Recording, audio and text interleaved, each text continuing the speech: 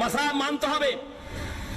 সহি হাদিস তো দূরের কথাই, একটা জাল হাদিসও নেই। জাল তো বাচাল, জাল হাদিসও নেই। সহি হাদিস তো মানতে হবে, একটা জাল হাদিসও নেই।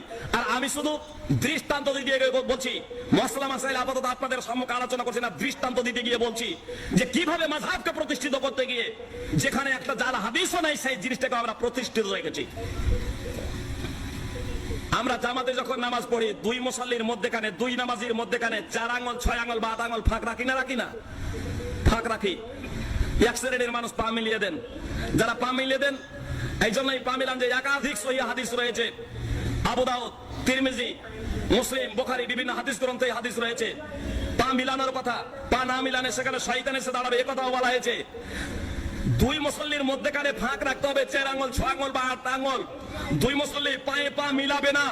এই প্রসঙ্গে সহিহ হাদিস তো দূরের কথা, একটা জাল হাদিস ভিত্তিহীন